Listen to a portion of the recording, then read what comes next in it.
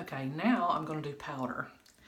And our powder looks completely white, but it's just translucent. It doesn't change your color at all. And this is just an old powder brush that I have. And I'm just going to lightly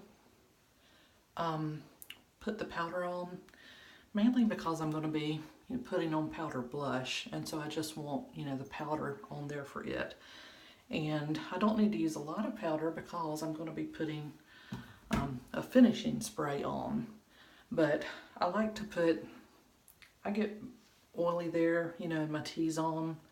So I really like to pay close attention to get, to that area and down here. So, but I just put a little bit here on my cheeks because I want to have it there for my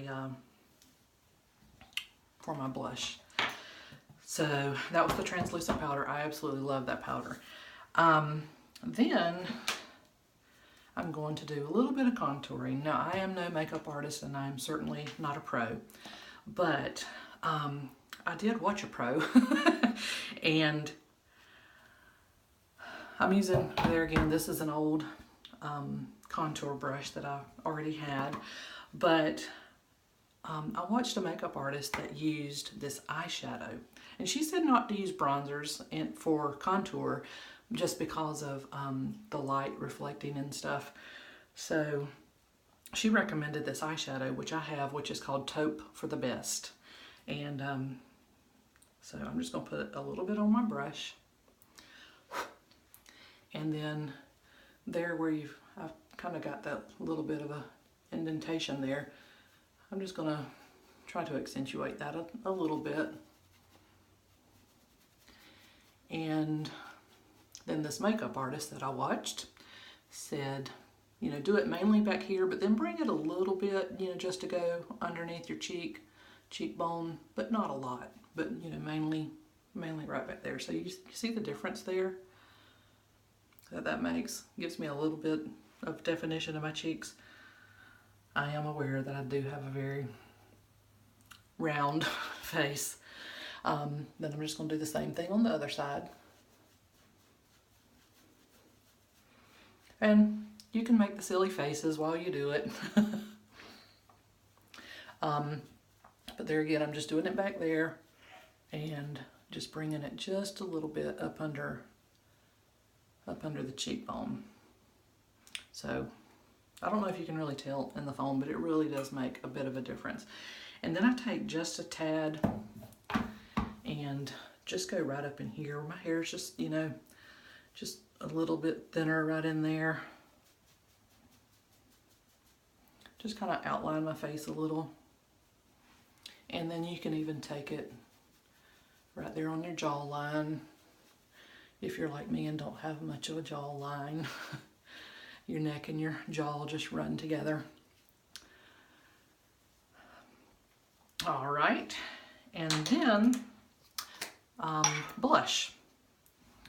So there again, I'm using an old brush, and this has pink on the end. That's not my blush, but this is our number 4 blush, and I love it. Just has a tad bit of shimmer. I don't like a lot, but this is just right. So then I'm just going to kind of start at the back in case I get too much on there, because it's easier to buff back. But just a little bit above where I did the contour. And our blush, again, is highly pigmented, so you don't need much.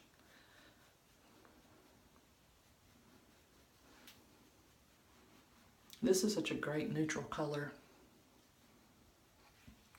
And then I like to take the Blenderful and just buff it just a little bit where it's just a little more natural looking and you don't really see where it starts and stops.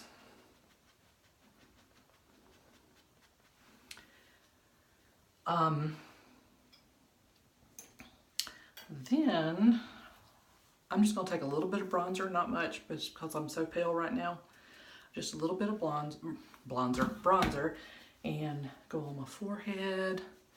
Just kind of brush over my face, not much, and just take it down on my neck a little.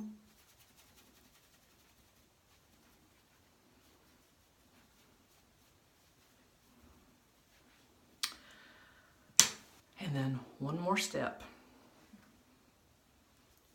Now I'm going to do our 10 Years Younger finishing spray. This is just gonna set everything and make it stay on for like up to 16 hours. My color will still look the same way tonight that it does right now.